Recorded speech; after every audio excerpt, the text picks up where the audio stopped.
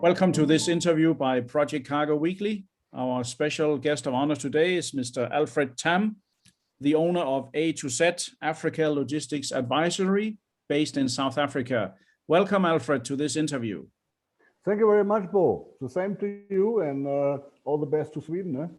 Yeah, well, COVID regards. Thanks a lot. Alfred, I see you have the German colors behind you, and if I'm right, you are originally from Germany, but you are now living in South Africa.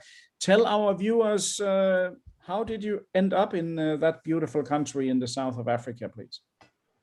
Well, I mean, after I finished off my apprenticeship and normal training as a freight forwarder in Germany, and I worked for a couple of years in Germany, of course. And then I said, okay, fine, let's see the world. And a couple of my colleagues, in those days, I was working for a company affiliated with Schenker. Mm-hmm. A couple of my colleagues, they decided to go towards Africa. And I said, okay, that might be a good idea, and let's do a challenge and do something else as moving little boxes around Germany and Europe. And so I decided to go to Africa, and in those days, Africa was very prominent beside Nigeria, but everybody wanted to go into Nigeria, and I decided to go to South Africa. Okay, that's how I ended up here. Okay, what year are we talking about, Alfred, that you came to Africa? In 1989. 89. So you came to Africa in 1989. Okay. Correct. And does it mean that you have then stayed on the African continent ever since? Yes, I did. Except 3 years, I went back to Germany. There was some family reasons. Okay. And it was end of the 90s. And I started. Okay, it's fine. Let's live in Germany again. But it didn't work out after basically 10 years in South Africa already. No, it didn't work out, and I went back. Yeah. I could imagine too many rules and too boring to live there. Yes, it's the rules. yes, that's right. Autumn was signed. Yeah. but you have got some. Huh? Yeah, of course. No, but they're always good and bad everywhere. But tell me, you are a logistics specialist in Africa. You've traveled a lot around in Africa, and now you have your own advisory company. Tell our viewers a little bit about your experiences in Africa, the countries you've visited, and what you actually bring to the market in your company, please. Yes. Look, as such, I started off my African career in South Africa, but at one stage, I mean, you need to consider South Africa as such it's got a very European touch already. And I always wanted to explore more within my career, and I decided to go into Africa. I mean, my first assignment in Africa was basically from South Africa. I went to Namibia, was working for a company called Transfer Cargo there, and after Namibia, and went back to South Africa. Was basically, put it this way, the majority of the positions were in business development and commercially and operational, very active, and then it started in those years. The project market started developing, especially in the mining industry, where South Africa is very strong. And then I started, and then I was in West Africa, Sierra Leone, Ghana. I was basically for 3 years for Average Birdling, based in Ghana, responsible for the ECOWAS region. Okay. And then unfortunately, well, that's a little bit of a scenario. European companies open up in Africa without considering the local content. And then we decided to close down Ghana. Then I went to Sierra Leone, I went to Liberia, and then I started traveling into Africa. Wherever there was a project going on and somebody needs to have a contractor basically on the project side, I was on the spot and basically was working on contract all over Africa. I mean, if we consider 54 countries in Africa, I think I traveled 30 plus something. Okay, wow, that's pretty impressive already. And how would you say Africa being such a huge continent, and as you mentioned, 54 countries there, whereof you have visited at least 30, and know the ins and outs. What are the main, let's say, pitfalls or the mistakes that many newcomers do when they come to Africa? You're right, South Africa is in a way not Africa somehow, but what are the main, let's say, pitfalls for companies coming into Africa? What mistakes do they normally do? I think it has to do a lot to do with arrogance. Yeah.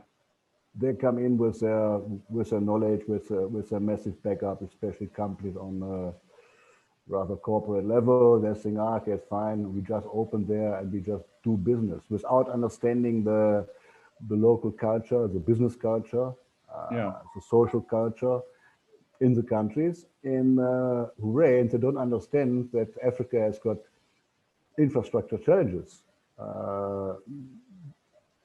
You know what I mean? So it's very, very complex scenario, and then they need to learn their way. A lot of them, they made it. A lot of them, they don't. And what they don't understand is that it's always very important to obey the local content in the various countries. And that is basically. But I think the biggest pitfall is major investments into Africa without knowing how it works in Africa. Yeah. And then one of us say, money gone. Right. So would you say is corruption still a major issue in African countries today, in many of them? Look, corruption, there are always two parties involved, right? Yes, correct. The one who asks and the one who gives. Correct. I think, yes, I think it's still going on. Yes, sure, fine. But I think it's basically on a sort of international level. Yeah. I don't want to pronounce it too loud. But I saw recently there was an article, there was a post on LinkedIn where a lawyer asked, okay, it's fine. Would you do business in Africa if there wouldn't be corruption? I say, well, I can't answer the question. Yeah, exactly. I mean, corruption, of course, it's, look, in African culture, corruption and bribery, whatever you call it, it's a little bit part of the life. But a lot of companies, I met local companies in Africa, also on the project side, they really work to international standards where it's a no-go. Yeah, no, but that's also what I understand. It's of course it exists, but so does it in the EU. I mean, we just wear a tie when we do it here. So I think, as Mao Zedong, he said, "In the cleanest water live no fish." Right? Yeah. But the main thing that, if I understand it correctly, with your advisory company based in South Africa, what you can offer is, let's say, a Scandinavian project forwarder has a project into Malawi or Botswana or one of these inland countries, then they could basically ask you to be a protecting agent for them, couldn't they? Correct. As a protecting agent and contractor to overlook their project, especially into countries which are not at the coast. Yeah, I mean, choose the right vendor, make sure the right entry port is being used and stuff. Correct, and do a proper vetting of the local subcontractors. Right. Vendor you need to choose. Yes. Yeah. This perhaps could you, from the top of your head, just you mentioned 30 countries. Could you mention just the major part of which countries where you have in fact dealt with projects and visited for logistics? Yes, of course. Ghana, Sierra Leone, Liberia, Mali, Ivory Coast, Senegal, Tanzania, Kenya, Uganda, Eritrea, and the DRC, of course. Yeah, DRC is Democratic Republic of Congo. Yeah, well, yeah, call it democratic, yes. Yes. But you see, I mean, you need to split Africa. I mean, a lot of people say, all right, fine, sub-Saharan Africa. That's a geographical description of Africa. I mean, Yeah. you've got West Africa, you've got Central Africa, you've got Southern Africa, you've got Eastern Africa. Yeah. And all over, you've got different culture and different business environment. So I think over the years, I gained a lot of experience. Well, I'm also as honest to say, sometimes I fall flat on my nose because I didn't expect the unexpected.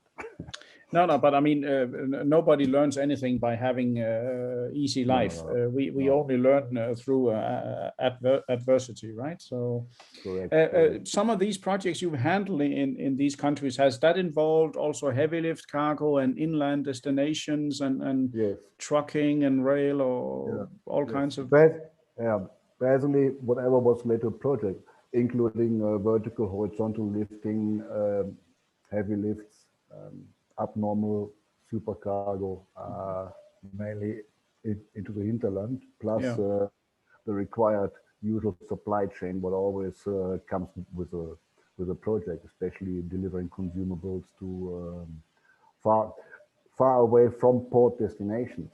Yes. Mainly on the mining side. Yes. Yeah. So would you say if some larger freight forwarder in Europe, for example, call themselves the Africa specialist, I suppose nobody can really say that they are Africa specialist I mean, Africa is also developing. You have to really be there, don't you? I mean, and regularly renew your contacts and keep them alive, right?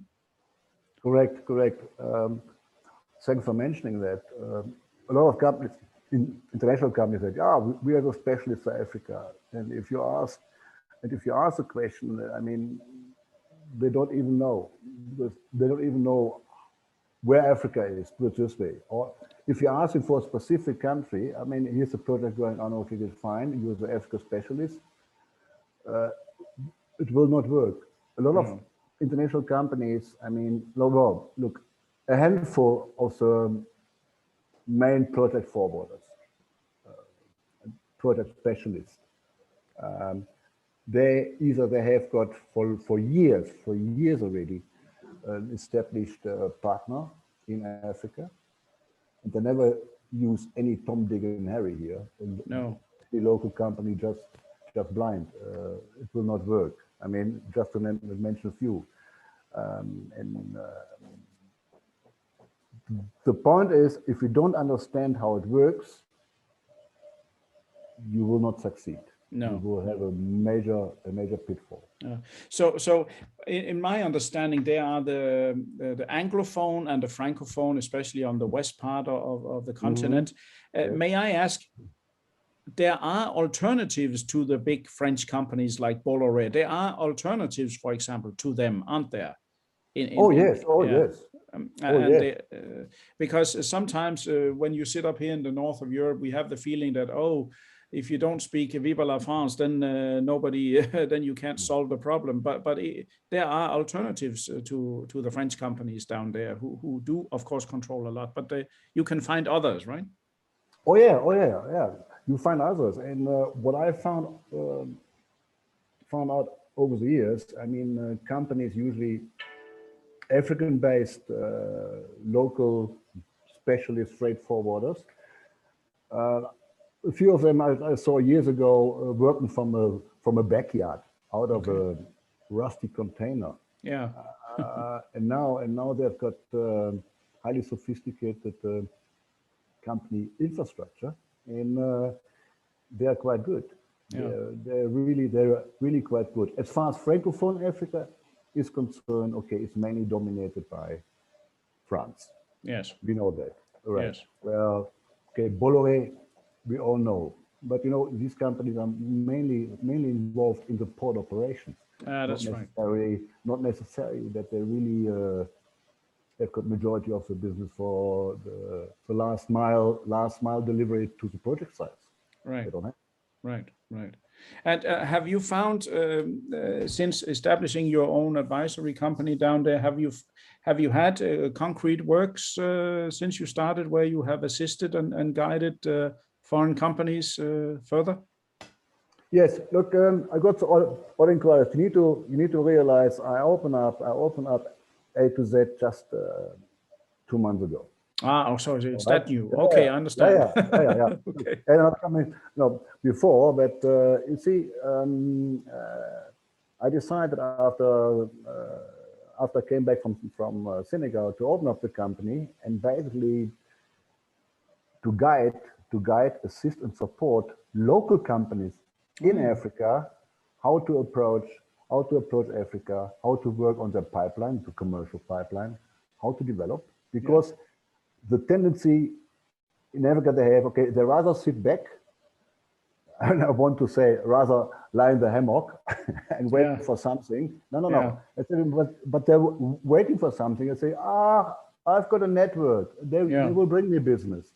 Right. And I want to show them there's a different way to be actively on the market and develop their own business also on the project side. Yeah. Because they all fall for the trap.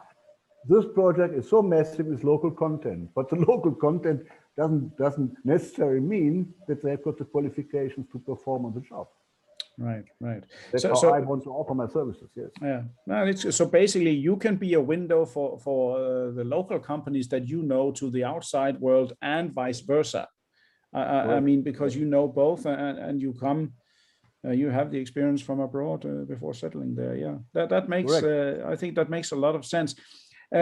Another question that comes to mind just when we talk about just briefly South Africa, even though it's another kind of, let's say, Africa. This Black Power, this BB, I don't know what it's called, the abbreviation. Can you explain what does that mean for business in South Africa? Look, you have to, because basically call it the broad-based equal employment and equal empowerment, whatever. Look, honestly, after all these years, I never understood this really, because it says basically, and South Africa is very extreme on that. I don't want to become very political now, but it requires a certain shareholding in the company what is black owned. Okay. You need to have directors on the board, non-executive. That's a minimum requirement, which are black. Yes, it's not a swear word anymore. Which are black. The capital influx must come from a local black resource, and that works. That works for not for a lot of companies. Put it this way. I'm very careful now. It's not really. You cannot this South African BEE story. You cannot compare to other countries which have got a local content requirement. What is related, like for oil and gas? Right.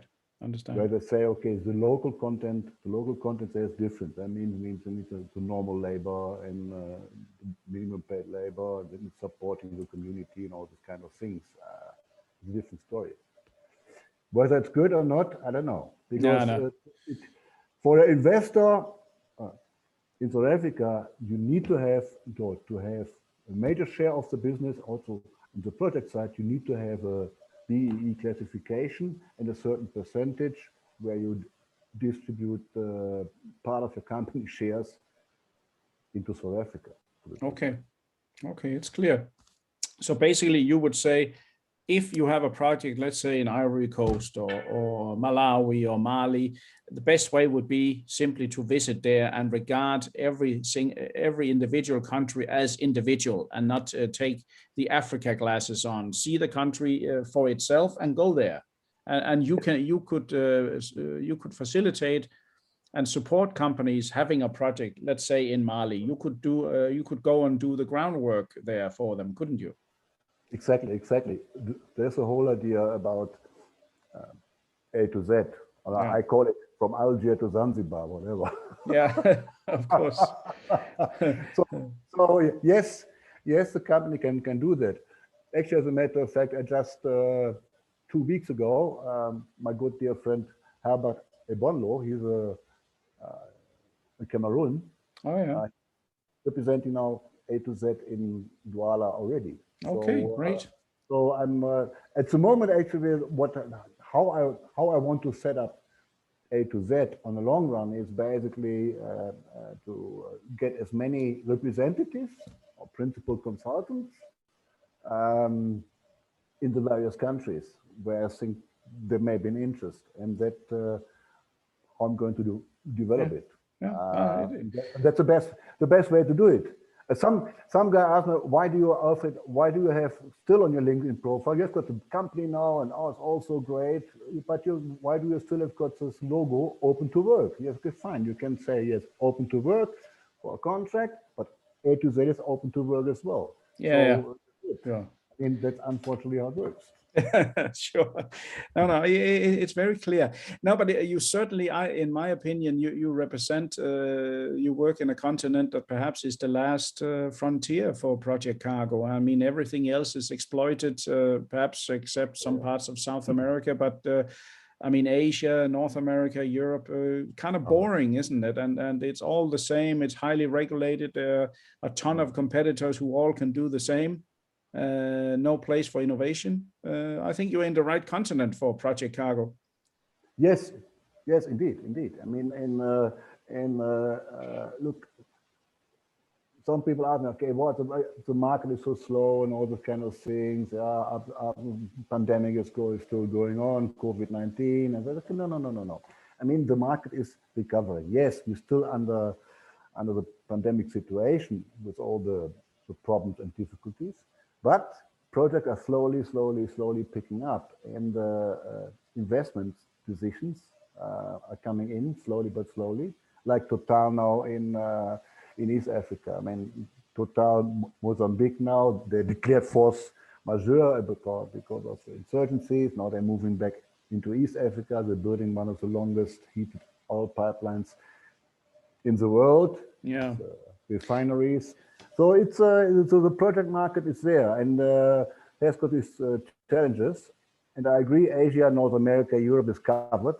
And I think really I think to be active in Africa, like myself now with my small logistics and project advisory company, there is a market still. Yeah, no, I believe you're right. If you should pinpoint, let's say from a scale from 1 to 5, which countries would you say are really interesting from logistics development point of view? Where would you, let's say, place your bets on future projects coming? Yes, I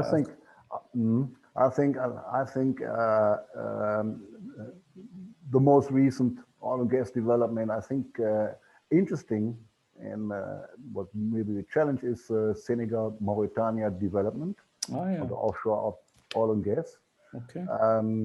I definitely, well, you could find Tanzania, we know Tanzania, Uganda, and Kenya.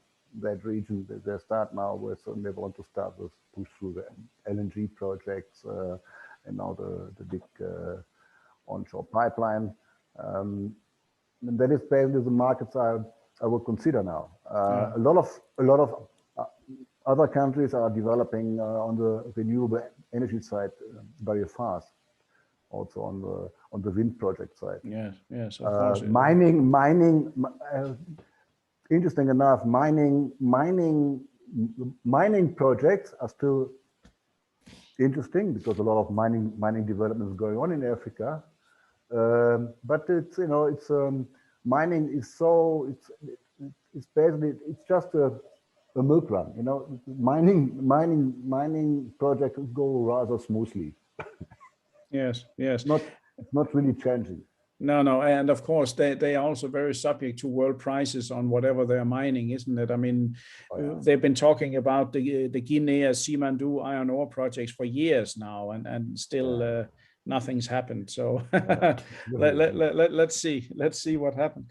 Well, listen, Alfred. I think it's been very interesting to talk to you. Let's say a fellow Northern European in South Africa. Just to make it clear, you are in Cape Town or not, right? No, I'm based in Johannesburg. Oh, you're in Joburg. Yeah. Okay, so you are kind of landlocked. Yes. But it's but you know, to get out of Joburg and to fly out of Joburg is much more convenient. Yeah, sure. Majority of the business are in Johannesburg. Johannesburg area. Yeah. So it's basically where you must be. Yeah, So, no, but well, not a nice place, but it's okay. Yeah, no, as long as you're happy there, that's the main thing. I want to say formally, Alfred, many thanks to answer all the questions clearly and concisely. Thank you very much. Thank you very much, and let's stay in touch, Bo. Yeah, definitely. And to all our viewers, listeners, readers around the world, this has been a great interview with Mr. Alfred Thamm, a German native who is now living in South Africa since many years, a specialist in logistics, and visited more than 2/3 of the continent on his own for logistics projects. So feel free to contact Alfred, and you'll see his contacts details during this interview. And for us in Project Cargo Weekly, thank you to all, and stay tuned for more interviews in the near future. Thank you very much, Bo. Thanks for the invite. Thank you.